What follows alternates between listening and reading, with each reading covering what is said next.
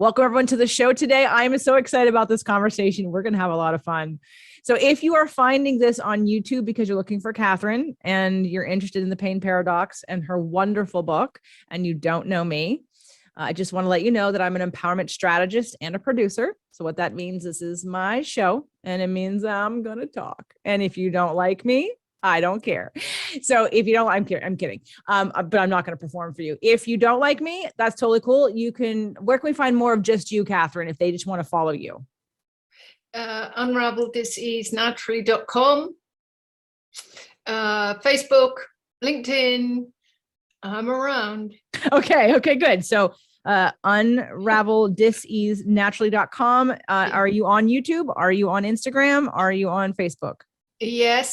Yes, and yes. Okay, great. So look up Catherine Rolt, to find more of her if you don't like me. Okay, cool. Now we've got that established. For those of you listening to the podcast, we did do a video, obviously, because you just heard that. So come on over to jjflazanes.tv if you want to meet Catherine and watch this very fun conversation we're about to have, because it's going to be fun for many reasons, but for the reason that Catherine wondered how I found her. And as we were talking about before I hit record, and I said, she goes, is it serendipitous that you sent me this video of you and Dr. Nasha? I said, no, I found you through Dr. Nasha because I was watching her stories on Instagram, and I saw your book, and I was like, whoa, wait a minute, the pain paradox. I need to know about this book. So I looked you up, invited you on the show, and in the meantime, sent you the video of Dr. Nasha and I as just in case you would like to know about it. And not everybody listens and watches those, and they don't have to. But what a great way to start a conversation that we both know a little bit more about each other than some random meeting. So we can actually dive into a deeper conversation, because now I know a couple things about about the book that you've written and the work that you do. So I'm not just some host who's like has no idea about what you're talking about. Like, I work with what you're talking about, and I'm fascinated, and I love this book, The Pain Paradox. You have to get it if you're someone who has at all experienced any pain or still is. So I'll shut up now. Catherine, welcome to the show. Thank you very, very much, JJ. I'm really excited to be with you. And I have 3 words for you, having listened very carefully. Emotion. Right. Exactly. You and I are speaking the same language. So yep. What's so interesting, I have this way of approaching guests with books now, even, ones I've read. I want to not read the whole thing before I meet you, because I don't want to start from the place of I've already read it. Now let's continue the conversation, because my audience hasn't. And I want them to read the book, and I want them to get the book. So as I was going through it, trying not to read at all, like looking through the different seasons and the different organs and being like, oh my God, I can't wait to talk. I thought, how interesting. I have been doing acupuncture for 22 years, and I had a session Monday. It is now Wednesday. So 2 days ago. And we were talking about cancer. We were talking about a bunch of things, but anyway, what I said to him that I've never said before, and I hope this doesn't offend anybody. I hope you really understand me and hear me and feel me when I say this. I was telling my fibroid story about my experience with Western medicine and intuition and all the different treatments and alternative medicine and Chinese medicine. And one of the physicians had said to me, because they all wanted me to do surgery, she said, well, at least it's not cancer. And I said back then, and I said to my acupuncturist, I said, look, I'm not inviting in cancer, but I have to be honest, cancer doesn't scare me. Number one, because of how many tools we have for it. And number two, because if I attract cancer, it means I'm really out of balance. And that's a message for me to wake up to. So I'll take the message and do the change necessary. So it's not like I'm saying, oh, I'm above cancer. I'm just saying it's not. And so when I'm reading your book and you're talking about living with pain, the pain paradox of that, inviting it in to make you better as a person, it's not a, oh my God, it's such a problem, let me hurry up and make sure that it goes away and numb it. So let's go back to the beginning. Let's talk a little bit about, those of you that are on the podcast have heard her bio, but those of you watching on YouTube or listening on YouTube have not. So Catherine, let's go through your story about your own personal health, and then into what you're doing, and then writing this book. Okay. So very, very briefly, I was born with a matrix of challenges medically. And I was almost completely deaf for the first 7 years of my life, which interestingly later on became an incredible gift because I'd learned to listen internally and deeply. So before I give my power away to anybody else on the outside, I will check inside. So you will definitely know what I mean by that, JJ. So I went literally in the space of 2 hours. I went into surgery when I was 7 years old, not really hearing at all. And coming out, suddenly noise was new to me, noise of all sorts. And that was the beginning of a very, very long journey where only, I'm 61 years old, I can't quite believe I've got this far, but I was only diagnosed properly 15 years ago with a collagen disorder, which affects A through to Z. And the first thing it put down were my ears. And as a result of this, I've had to have 39 mostly spinal surgeries, and I've had a stroke, and I've had 3 brushes with cancer. So very much like you, I am, and I never mean to offend people, and I definitely am not prepared to get competitive with diseases or anything like that. But cancer is, when you've had a 20-hour surgical procedure and a stroke, and you're told you have cancer, that made complete sense to me. So I wasn't frightened at all. In fact, I called it my love lump. And it was a parcel that was just holding vast levels of toxicity, and I needed to thank it and listen to it. So the reason why the pain paradox has come about is because I've got 44 years of clinical experience as a practitioner and of integrated Taoism and Chinese medicine. And I have also been a patient. And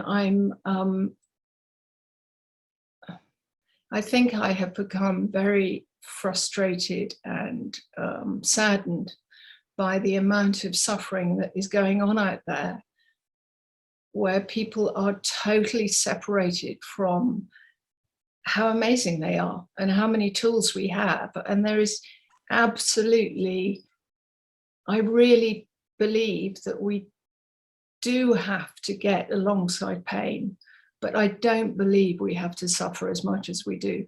And I think I'm just going to end with this.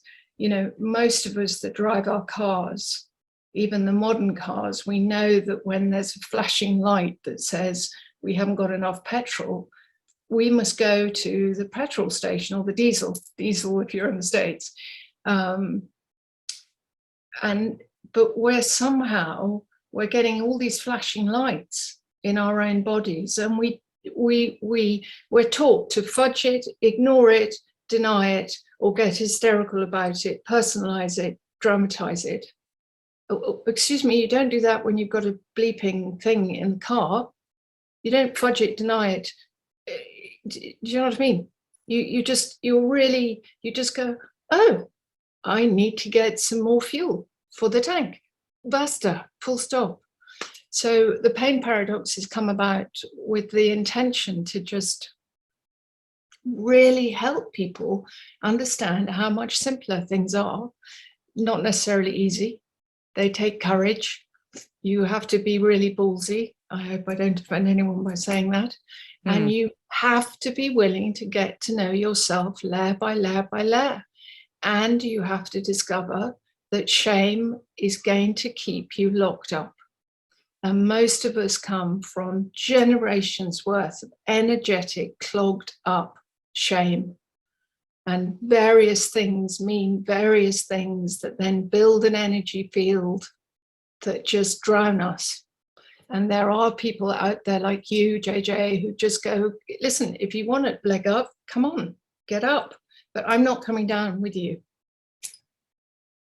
Yeah, that's the bottom line. And when it comes to my show, you are not offending anybody. I mean, please, if you could, I push. I am a hard sell when it comes to the show. When I'm one-on-one in person, I'm not as hard. It's more of a, and I'm only using hard because of somehow people interpret it. But people who know me, who've been listening for a while, who are connected, feel the love I have, feel the passion I have, feel the like the dedication I have for them to come out of suffering, for them to make change. One of my clients had never been to one of my live events. She would show up every month in our group calls crying. She had a therapist. She is a therapist. And I was like, she said, "Can I get a virtual ticket to your next live event?" And I said, "No, no, because it won't change you.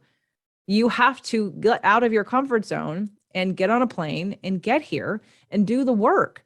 And that's the only way we're going to shift some of the stuff that you're dealing with, because you just keep repeating these patterns. And so I'm a pretty hard sell, but it again, at the end of the day, it's always about your progress, your change, because that's why I'm on this journey. And and people see me grow every year. I say, raise your hand if you've seen me change in the last year. And it's always everybody, because I'm walking the talk. I'm not just telling you to do something I'm not doing. I'm in fact sharing with you what really works for me, so that you have something to do and a light in the tunnel and some hope. And, coming from the personal training world and been doing Chinese medicine forever, my favorite of all things, all the time, herbs, Chinese medicine. Yeah. When I was first taught, and I was thinking about this when I was reading your book yesterday. It was probably one of, I'll shout out to Shahid. He doesn't listen to my show, but shout out to Shahid, one of my many acupuncturists early on, who was the first person to draw me the circle of emotion, if you will, like a diagram to say in here, like the heart and joy, the spleen and worry, the liver and anger, the lungs and grief, and to sort of make that like we're cycling through these all day long. And the problem only becomes when energy pulls in one area and gets stuck there and gets stagnant. That's what causes the imbalance. But when he linked the organs to the emotions, I was like, wow. And I was a personal trainer at the time, doing emotion on the side, but not really claiming it, not really giving anybody tools, because nobody cared, because they were just wanting to lose weight and exercise and eat differently. But again, I take an observer perspective in life most of the time, and I look for patterns. I look for things that repeat themselves, and behaviors and ideas and personality types and astrology types. And these patterns help me to go, oh yeah, okay, I see that happening. And then it gives me answers. And it's not, and then of course the education from reading the books and using the tools and learning from people like you, that's what I put in my toolbox when I approach people with this information. And even still to this day, I mean, working with a lot of Dr. Nisha's doctors, and I've had to work with a lot of cancer patients to get back to the reason why in her terrain 10, it's 10 is because it's a whole world in itself that she's not going to go into. But to me, it's still the most important one. It's still the most important one, because in quantum physics, if the container that you're doing all this work in is not in alignment with who you are, if you're not in a place of peace and groundedness, if you're not in a trusting surrender and allowing state, all of these doing protocol efforts will be like trying to pull something up a hill.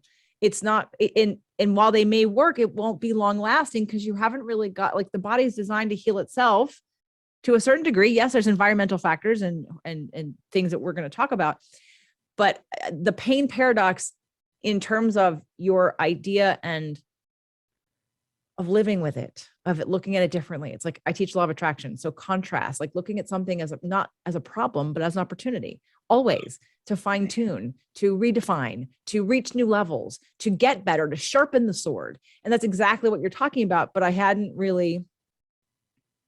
Pain's an indicator. Disease is an indicator. Off balance, it's an indicator of being off balance and being out of alignment.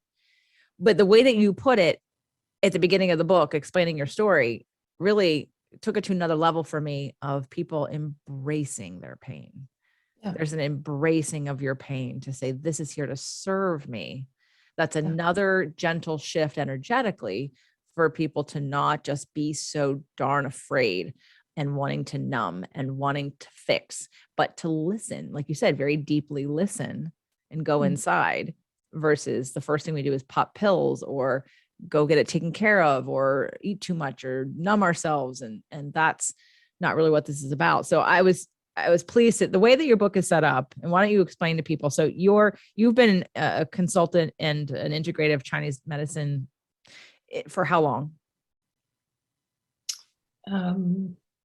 This is a slight joke, but my mother used to, this is true. My mother used to pick me up from stations when my parents got divorced. And the first thing she'd ever say to me is, "And who have you been working with today?" No matter how young I was. So I think I came in as a practitioner, and at a very early age, I started being called a healer, and I was very timid and sort of passive and quite frightened. But it was quite funny because when somebody would say that to me, I was absolutely adamant. And I wasn't frightened at all to say, no, I'm not. And I remember prayer as being a very important part of my life. I don't consider myself religious, but I really believe in the power of prayer. And I remember just praying and saying, why am I so adamant that I don't want to be called a healer? And I got the answer. And it remains true today for me. I think there are people who do come in as healers, but I think that I've come in as a sort of signpost or as a catalyst. And if people think that I'm the healer, then they are never going to know that they have the healing within them. And they can access it through what I call the universal love and the universal, the reason why I definitely don't, in a way, I don't want to be associated with, I don't want my faith associated with religions, because my faith is about hope and about love and about something that is far greater than ourselves. And I don't think we can be so arrogant as to define it and say it's this or it's that. I think individually we have a sacred journey, and we need to own that sacred journey without feeling as if we're somehow letting someone down, or an organization. I mean, the church is all of us, whether we're black, blue, poor, rich, Buddhists, communists. It doesn't, what is in our hearts, because a body health, no matter what you're challenged with, real health actually is how you behave.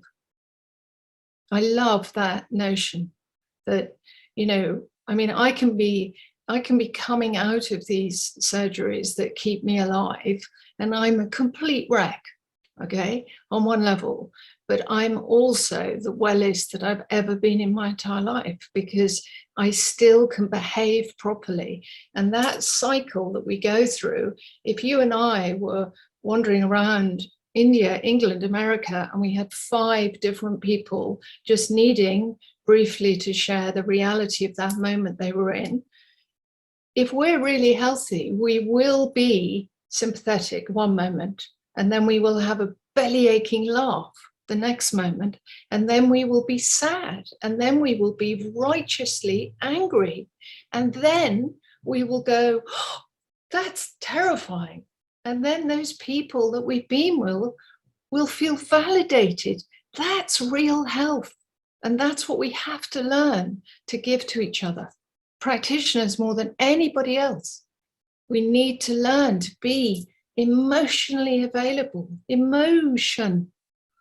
Somebody says to me, somebody said yesterday, they said, how do you manage to shift people's energy? And I said, well, I'm with them.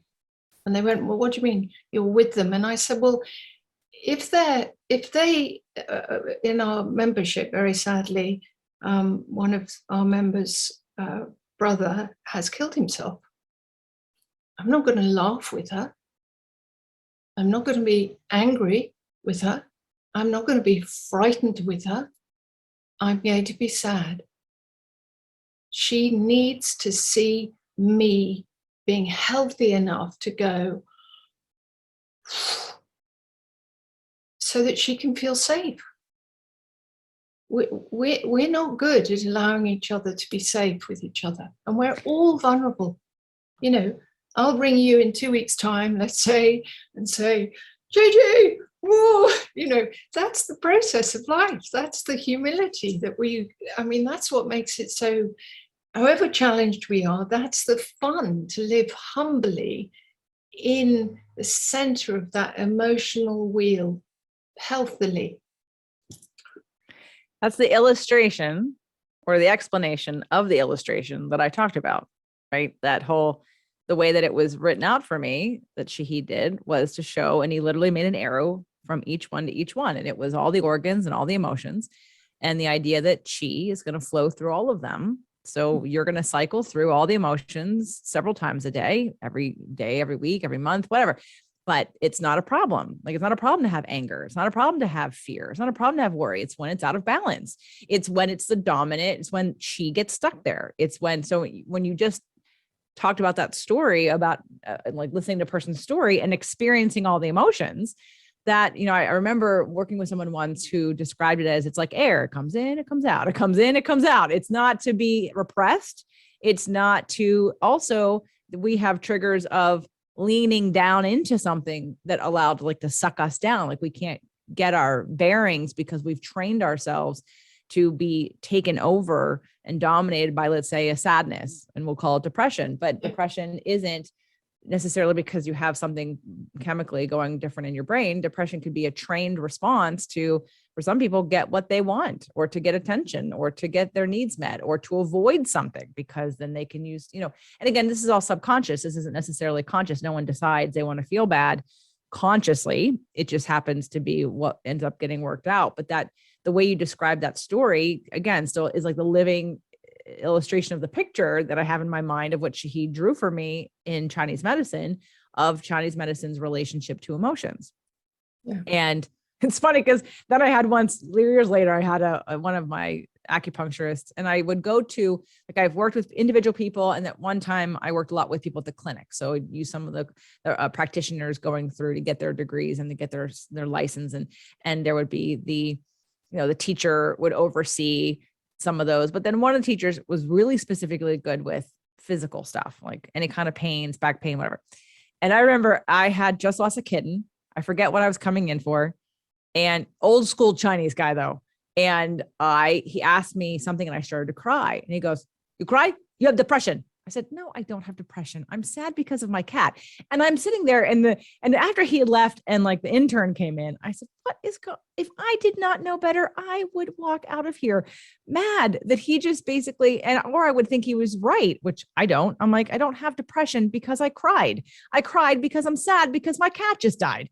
Like, and the intern, American girl who knew, she's like, yeah, the old school Chinese people, we don't deal with them. Like they're old school. I'm like, but this is Chinese medicine. Like, this is good. I'm letting out chi. I'm now circulating better because I've released this sadness. Why am I not being praised for releasing my pent up frustrations or sadness? Instead, I'm being judged and telling me I have depression. So anyway, it's hilarious. I knew better, but I love how you described that, because that's exactly how it was told to me initially.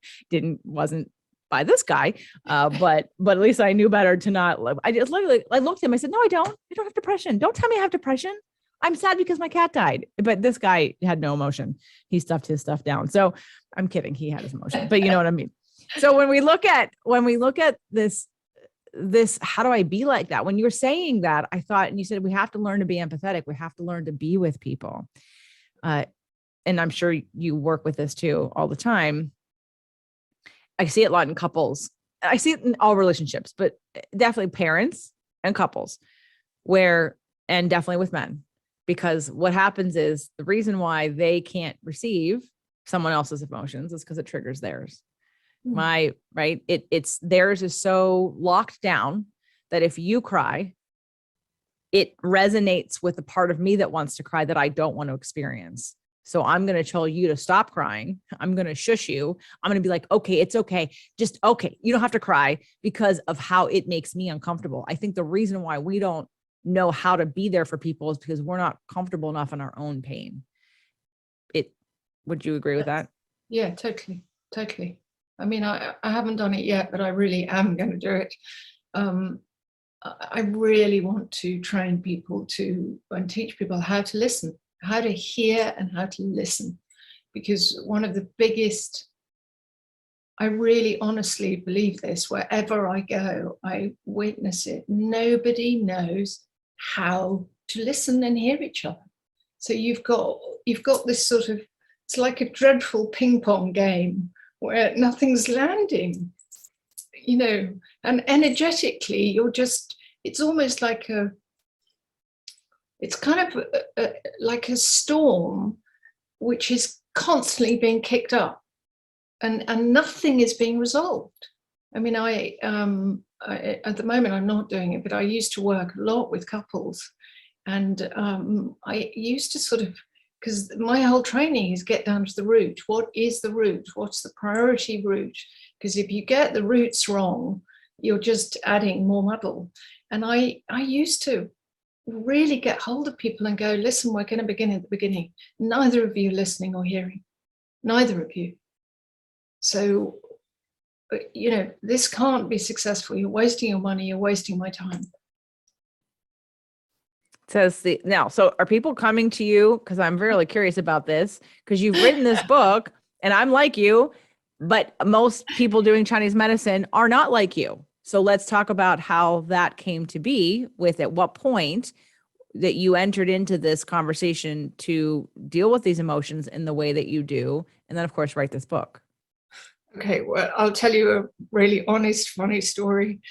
I'm one of my superpowers is that given half a chance, I'm just ruthlessly honest, really, because I think that really, it certainly helps me, and I think it frees everyone else. And I can't bear this idea that, you know, because we've written a book or we're on a podcast, that we've arrived. Folks, come to us. You know, it's just nonsense. So I just love being real. And I think I'd already been qualified. So my training took 9 years. And I was so gagging to work with people that I shot off like a rocket. And I just loved it. I was passionate about clinical work.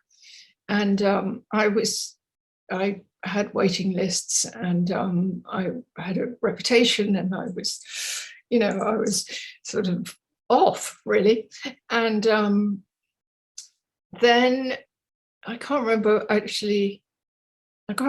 the hell it happened, but I ended up doing a training that was completely outside Chinese medicine, because very early on I decided that I'd spend the rest of my life learning this huge subject. Because once you peel back Taoism and Ayurvedic medicine and shamanism, you know, there's never going to come a point when you can arrive and say, I've learned that, I know that. So having made the commitment that I wouldn't go outside of it, I felt really strongly led to do something called a grief recovery training. And there I discovered that I didn't really know how to hear, and I really didn't know how to listen. And I was constantly in what I call fix-it energy, which is not really very helpful at all. So there was this marvelous point in one of my clinics one day when I caught myself going, I was sort of doing my usual spiel, and I caught myself in what I call fix-it energy.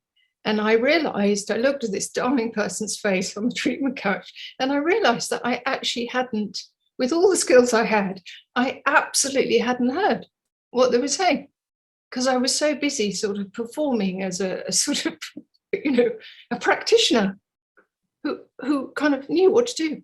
I'd already decided what I was going to do. I'd worked the notes before, and I really like this about myself. I just stopped completely. And this lovely person said to me, what's going on? And I said, I have an apology to make to you. I really am sorry. I haven't heard you. We're starting again. I'm going to carry on until we have shifted this. And I really, really apologize. And from then on, and I'm still practicing it, and I'm still making mistakes. But I realized that by listening and hearing myself and another person, then I can energetically shift, help people shift into the next layer. And I really laughed with huge admiration listening to you earlier today and yesterday, because, I think our emotions are such a key to, I diagnose through people's behaviors, but I don't diagnose with judgment and shame. I diagnose with, ouch, that really hurts. That's as bad as walking around with a broken leg, but you've got a broken heart. Or, there was a time in my life over 3 years when I lost 13 key people in my life. 13. Wow.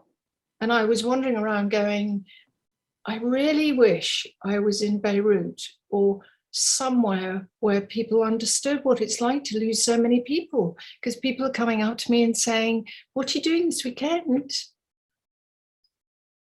Have you seen the latest fashion? And I was going, no, I don't. It's a weekend. I don't, but that was like this. And because of the grief recovery, I actually could go to people who would just stop and listen and help me recover. And it was possible to recover. I'm not stuck there. I've had deaths since. I work with members in our group who have a lot of death going on. I work with people who are dying. If I was stuck, I wouldn't be able to do it. So to be emotionally healthy, the first key for me is learn to listen. We have to listen to ourselves, and we have to then hear. You can't separate the two. They mean something slightly different. So I'm going to go back in that you were working with someone, you were doing traditional Chinese medicine. Yep. Then you went to the grief recovery and learned that you weren't listening, caught yourself in your fix it. Definitely, I'm guilty of that. I am better. And I think as time has gone on, I have gotten better. But one of the things that my trainer said in my very first group of certified trainers that I had, one of the things that a lot of them are very, we all have good information, and people want to be, we're addicted to the rescuer. Yeah, right. We're all addicted rescuers. So what that means is we aren't listening. We're just getting ready to talk, and we're thinking about what we're going to tell you to do before you're even done finishing your sentence. And I said, no, hold on. So they would want to get more prepared in the front. I'm like, no, just listen to what they have to say. Someone coming to the table, don't think you already know the answer before you've had the conversation with the client about what it is that they want and what they're willing to do. This is a co-creation. This isn't just you're going to tell them what to do. You don't even know if they're going to do what you want to do, or if they're willing to do it, or if it's in alignment with what they think. So you have to, I did get the feedback that it taught them to be better listeners, which was better, but I've had to get here. A lot of it was my own shame of having information, but not having a degree to back it up. So feeling like, let me prove myself to you. It was my own self-worth issues that I'm not feeling important. I wasn't feeling heard. I definitely didn't feel reflected back to in my life by anybody in my life. So I'm searching desperately to find that, I think this is who I am, but none of you are reflecting it back to me. So it's in the search of finding my own self and self-worth and confidence, and just who am I? And I think this is who I am, but I can't. So looking for that alignment, looking for that mirror. I had a therapist once tell me, you have not yet had your reflection. You haven't found the person to mirror you back to show who's there with you. And so you going back to your experience, going to the grief recovery, learning you didn't listen, coming back, noticing your fix-it energy. Prior to the grief recovery, did you do emotional work with people? Okay, so my original training was in 5-element acupuncture. So, which is you diagnose through color, sound, odor, and emotion. So we were absolutely taught how important our emotions are. And and I think that was one of the things that really attracted me to the training. I mean, the interesting thing was that I had left school at 12. I was put into hospital and I never returned. So I, maybe in a similar way to you for maybe different reasons, but I was constantly feeling inadequate. And I used to kind of make a joke about it, how uneducated I am. And so if it was today, I probably would have had to do about 17 years worth of training before I got anywhere near. I mean, I would have had to go back to school to get all the original documentation in order to. So I think it was when I was given this extraordinary opportunity to be trained, it was so close to what, I mean, I was brought up on a farm, and you know, real farmers pick up the energy of not just the seasons, but their animals and, you know, each other. And and they're not in their heads. I think our educational system in the West has cut people off from themselves. I mean, a lot of the work that I end up doing with people is I teach them to get back in their bodies. You know, I teach them that they have completely delayed emotional reactions. No wonder they're so unhappy. They're just sort of stuck, suspended, and of course not very happy. No, that's super important. Absolutely. I mean, it definitely, I was told that, like, I had like some people that would say, oh, you're too in your head. And then there was this, then I'd sit with that. And there were times that was true. And then there were times I was like, no, no, it's not true that I'm in my head. Absolutely. But I'm extremely connected to my body. And so I'd had to kind of vacillate between that, but I can see where the times that I was, and I would say, okay, true. Yes, I'm completely in my head right now. I'm disconnected. Then I would see it in others also. And part of, I'm sure, the work you're doing regularly, like you said, is to get people into their bodies. And it is for me, like, again, I kind of go back to like the live event. I don't have to have live events, but I need to do them because it's where the real work happens. It's when people have the change because of being in their bodies, being away from the computer, being out of their routine, being out of their environment, experiencing life new as like, right. So to me, that is a huge part of the work, because we're currently on a podcast where people are listening with their ears and thinking with their brain, but it's only going to go that far if you don't take any further action to integrate it into your cells. So you're just going to hear it and you're going to learn it. So when you started working with emotions, and that's how the book is set up. The book is set up by the 5 elements and the emotions and the different parts of the body and the organs associated with that season, with those elements. And then so for those of you that know, I use the messages from the body book. This is like Chinese medicine messages from the body book. It's looking at what are the indicators and then the seasons. And it's a beautifully organized in this way. And I went direct to large intestine and small intestines because I've been having some like lymphatic challenges. And again, by the average, I don't have any symptoms that would give any doctor a red flag. What I have is knowing that things are not moving the way they should be and that there's something blocking it. And so lymphatic has come up as a new thing for me. So I'm looking in large intestines and I have like I can't tell if it's twisted or if there's something there. And I'm like, oh, is it? So I'm looking at myself thinking, is it that? It's more probably large intestine than it is small. When I read those didn't resonate, but it's a fun book to use, not to diagnose, but to look and to understand, hey, these are things. And I don't know if that's where you intended it to be. I'm guessing because that's why you put it out. This is the work you do. And you're showing people kind of how to do it, not for themselves, like they're going to be the cure all, but hey, it'll help more people if I show you how to look at this differently and to assess, and then to look at your own body. Am I accurate in that? That's why you wrote this book. It's like, okay, this is the work I do with people individually, but now I'm going to write in a book so that everybody in the world can have it and you can start helping yourself. And then I'll still be here if you want my help, but I can't help everybody. So maybe you can help yourselves. And the other thing, JJ, which I think you'll really enjoy is the opposite of pain in the way that I was trained is potential.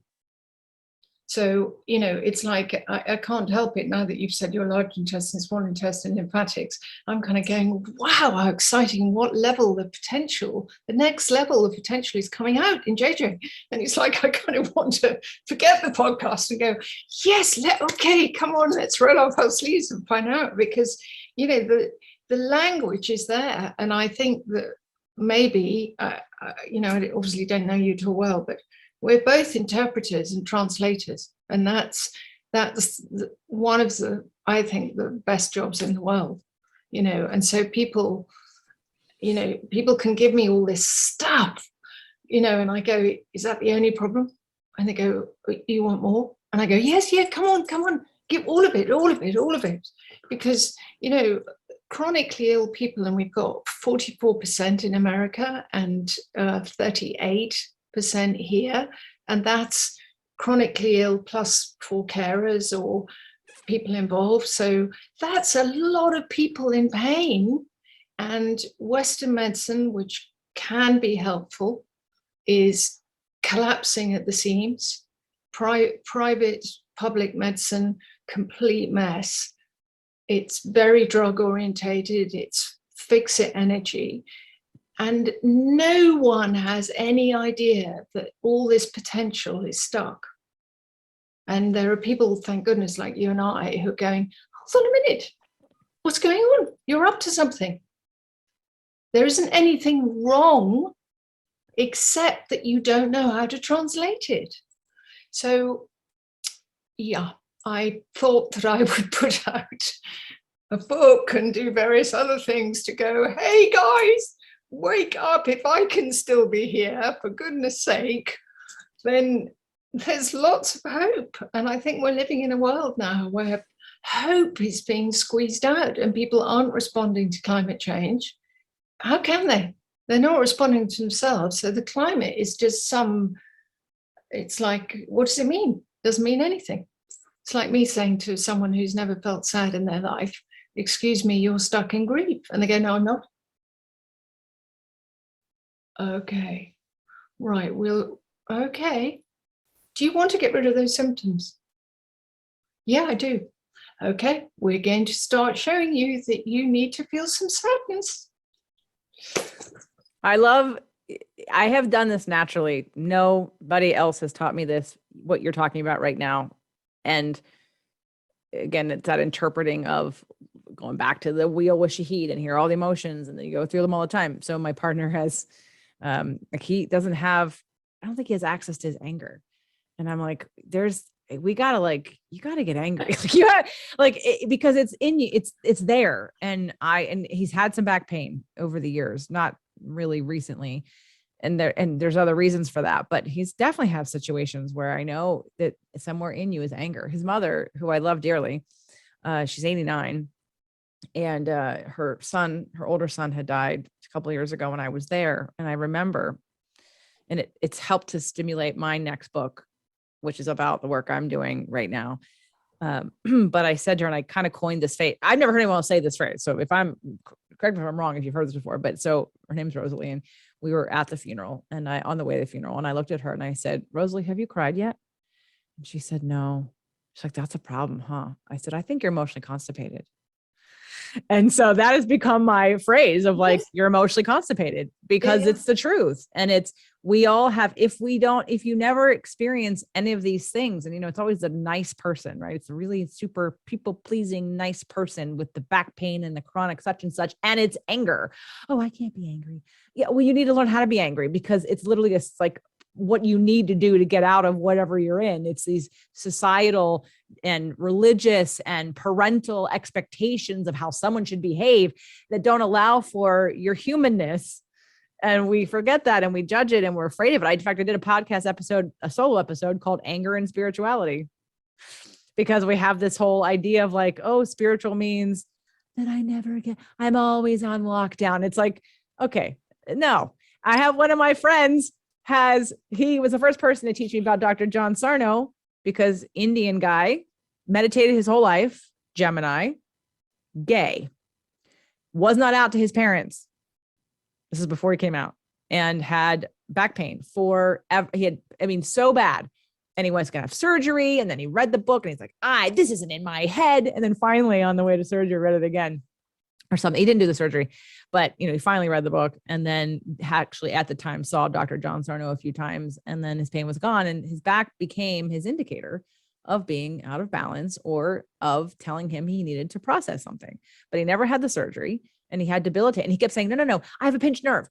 Look at my MRI. I have a pinched nerve. I'm like, I don't care if you have a pinched nerve. This is, and he did at the end teach me. So it's like, oh, what is this back pain about? Repressed anger, about not being allowed to be who he is. And so his back pain relief came before he came out as an adult, but it was identifying that what was that really about for him. And so many of us, like you said, and maybe I shouldn't claim the fix it energy so fast.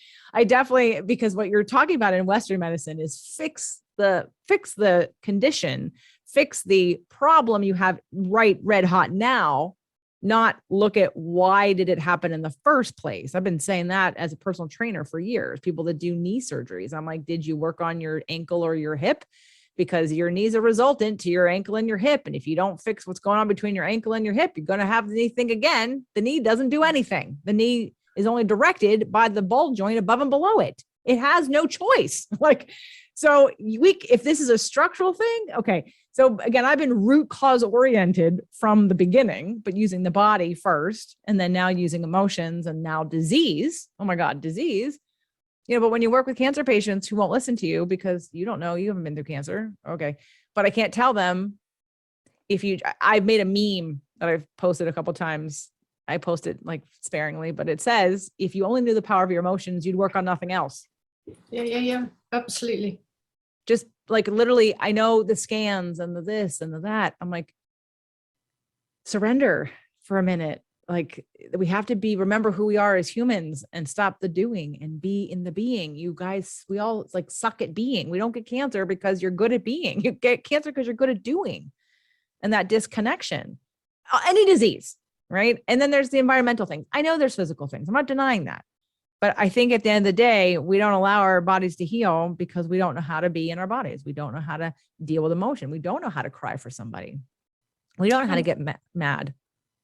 Yeah. And I mean, JJ, you said in your, I wrote some notes when you were doing the interview with Nasha, and you gave a fantastic example of the people who, I'm very dyslexic. Let me see if I can get this right the way around.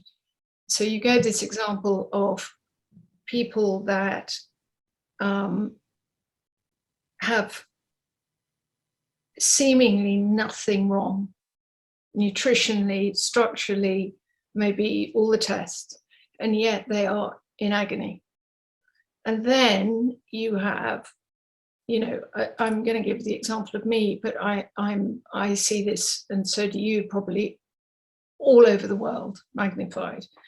I have more metalwork than is in most cars, and it's a great privilege and honor to have that metalwork. That's what keeps me here. Well, every single time I see a consultant, they say, listen, we've been looking through your notes and that we can't find your pain medication. We know you live with pain, so what are you on? And I go, I'm not. And they go, but what, and then they begin to get quite cross. They're not interested. They just get cross because I'm out of their paradigm. So, and then I can't help myself. I always ask them how they are at that point, because that really fuses them completely, which is very naughty of me. But anyway, so, and they go, what do you do then? And I go, well, hot water bottle is very effective.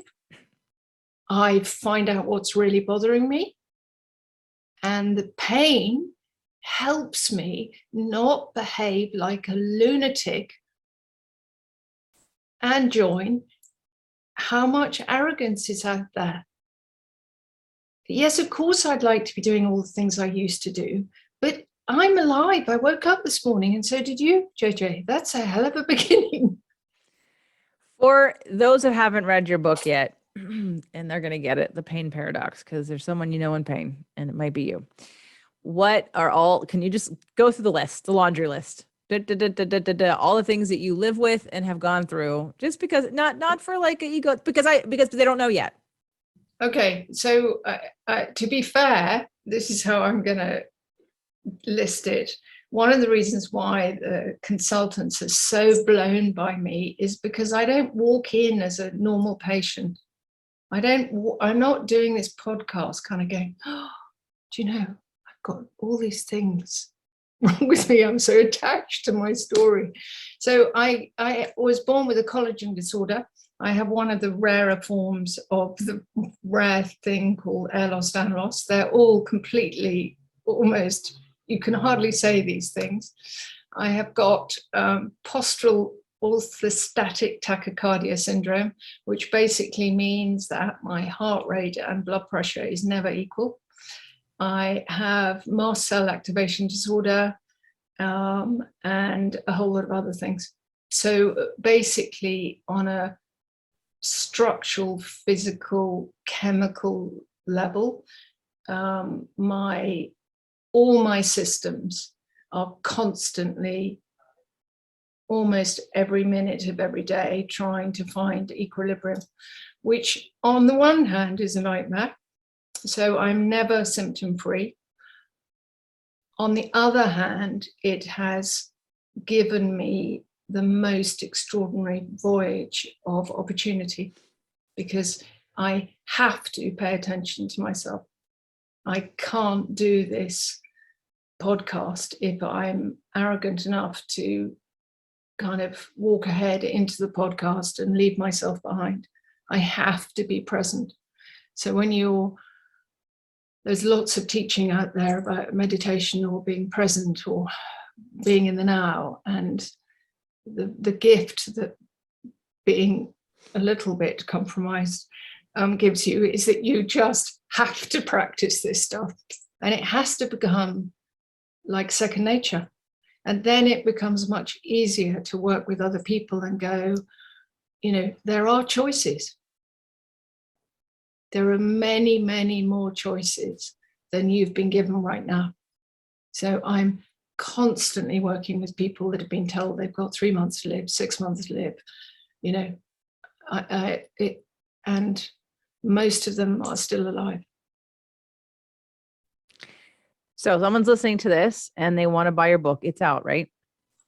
Yep. Okay. Well, I think you were right before, possibly, when Nisha put it on her story. I don't know. So The Pain Paradox, Catherine Rolt. Talk about how because I was looking at that you still help people, and do you do it telemedicine, like through Zoom and things? Can you help people who? Yeah. So okay. I see people in London, and then I see people on Zoom all over the world. And then we have a membership for chronically ill people. And one day you and I better get together, because I'm determined to start doing memberships for men, because I think they're in such trouble. So, but one thing at a time. One thing at a time. Well, yeah. And then you got to find the ones that want to do it, right? There's the do they need it? Yes. Do they want it? No, they don't want it. No, it's the dance I do between talking about emotion, and people are, I talk about it ad nauseum, and emotion. And the guys, even like past clients of mine that were personal training clients, emotion, literally they shut down. Like emotion, you hear that word, boom, they shut down. But if you say stress, oh, I'm stressed, I'll claim that word. Oh yeah, I live with stress. I'm like, what the F do you think stress is? It's emotion. It's an interpretation of a situation that you don't like. So what's underneath the stress is emotion. That's what it is. Why is this hard to digest? But it is because of what they think that means. Oh, I can't admit that I have emotions. It means I'm weak. It means I'm whatever. I don't, all these layers. I'm like, just like you with the gaslight in the car. It's a great example. Would you yell at the car and negotiate about why the car? No, you just go to the gas station and get gas, because you knew that if you push it any further, the car is going to break down. There will be consequences. Same thing in the body. That I would say it to my dad. My dad is meticulous about his things. And I'm always preventative. I brought them to my functional medicine doctor and nutritionist, and had all the blood work done, and had these conversations. And Dr. Allen says to me, this is 2017. He says, JJ, your parents are healthy. I said, right. And I want them to stay that way. I'm like, I'm getting out ahead of this. This is why we're here right now. Don't tell them that, because they won't act if you tell them that they're healthy. They'll be like, good, I just keep doing what I'm doing. No. You need to scare them into like doing better so they stay good, because that won't translate to them. That's the mentality. Okay, JJ, I'm coming back as your child next lifetime. You might entice me to come back. God. I don't want you to get in the queue right now, but please stay. It's possible, but stay. Well, I just think I don't know. It's just how I'm built. And I'm just curious, and I'm not looking for an age or anything. I'm just curious about your astrological sign in Western astrology. What's your birthday? Aquarius. I'm February 15th. Oh, I love it. Okay. I'm a Pisces, but I have a lot of Sag. And what I love about and I have Aquarius, my Mars is an Aquarius and my Mercury is an Aquarius. So that's the chatty, can talk for a long time. Okay, Mercury. well, you and I could chew the fat for years. Well, and you're like, oh, I'm direct. I'm like, I'm direct. That's why I have to do this disclaimer when I put this stuff on YouTube, because I'm like, oh, someone's going to not like me and have to tell me about it, which is fine. I don't care, but like, don't waste your time. Don't waste your time typing, because I'm going to delete it anyway. Because I don't care. Like, I'm not here to please people. I'm here to help. I'm here to help you. If you want the help, if you don't want the help, move on. And that's what people know about me. Like, don't waste my time. I can like be doing something fun and not helping you unless you want the help. I'm happy to help. So I want people to get your book. Do you want them to get it on like another site other than yours, or do you want them to buy it on your site? Amazon is the quickest way to do it. Okay. So it's there. And then there's a seasonal quiz, because I really want people to begin to know. I really want people to begin to identify where their energy is stuck, because most people, if you ask them, if you actually say to them, and they want to be honest, if you say, listen, which is the emotion that you're the most frightened of? Anger, sadness. Do you know for a fact that your lack of joy? Are you good at being sympathetic? Because the interesting thing about the spleen and the stomach is it's like the late harvest. It's harvest time. So is our internal stores so abundant that we can share our abundance with other people? And if you look around, a lot of people, they have a complete lack of sympathy and empathy, because they're not abundant inside. They're late, the kind of late summer, the harvest hasn't arrived. So I really wanted the book to connect people to the seasons and the organs, the emotions, the behaviors. So there's a little tiny quiz, and people can begin to, it's just a free resource. They can begin to sort of have some fun. I saw it. Judging other people. I saw it in the book, but I didn't go to the site yet to do it. And I plan on doing it because I want to know. Oh my gosh. Anytime anyone comes to me and says, have you heard of this? Like, let's say my friend Lisa, she clears inherited emotional DNA. And I interviewed her and I was like, who wouldn't want that? So I'm always like, some new thing I haven't tried. Yeah, I'll try it. I've never had that before. Why wouldn't I want to try it? I want to know what that is. I want to know. I've never been tested on that. And I think that's fascinating. And I do want to dig into a little bit about what's going on with me in the moment and look at JJ, bring me. I'll work with you happily. It's such fun working with people. I really like people. It's so funny. Throughout my life, people have said to me, oh, isn't it exhausting working with people? All those people, all their problems. They're sort of just like this, terrifying. And I go, no, it must be so exhausting. You're such a lovely person. And I go, no, I'm not always lovely. And it's not exhausting. It's very energizing. Right. Well, that Aquarius, big picture thinker. So I have that, right? Because you're above it. You're not in it. Even though you can be empathetic, you're not in it. You're looking at it. You're assessing it. You're interpreting it. And it's data. I mean, that's what I used to say when the first person said to me, you need to do a certification to train people to do what you do. And I was like, I can't teach people to think like me. It's how my brain works. I can't teach that. And then, but then I thought, well, but I can teach the tools. Okay. Which I'm doing now. I'm like, okay, I can teach the tools. Absolutely delicious. Oh my God. Right. Well, because it's how you look at the world. And it's how you, like, I could take things. I had to learn that the hard way. Do you know the work of Marshall Rosenberg, Dr. Marshall Rosenberg, nonviolent communication? Yes. Okay. Yes. I have taken, I can't tell how many classes. I would bring people to the class, my people, okay, family, friends, clients, people that I knew. And I learned how I learn. And I didn't know this. I go to a class and what happens, it's automatic. If there is something in an order that doesn't make sense to me, I rearrange it to make it make sense. And I go, oh my God, that's amazing. And then it's only when I put it down in front of other people who are taking it as it's being given and are thoroughly confused. And I'm like, why is everybody not seeing this? And I went, oh, because you didn't rearrange it like I rearranged it. Let me rearrange it for you so that you get it. And I'm like, oh, that's what I mean. Like, I can't teach that because I just move it around until it makes sense. I make these connections that people might go, I don't know how you got there. I'm like, oh, because this, and I take and I move around like I'm working in a, like it's Jenga or it's the Rubik's Cube, or I'm like making a recipe and I'm taking a little bit of this and a little bit of that and it's making this thing. And that's what I do. And I can't teach that, but it is very Aquarius-like. It's not the Sag part of me. It's the Aquarius part of me that can see that from that broad perspective. I mean, the Sag gives a truth seeking, and then the Pisces keeps the emotion, keeps that humanness, keeps that intuition and depth, and the reason why I love emotion and like talking about it, because it's like it's why I was an actress first, because it's why I love Law of Attraction and Abraham, because let me say it for the 15th million time for anyone that hasn't heard it yet. The only reason why you want what you want is you think you'll feel better when you get it.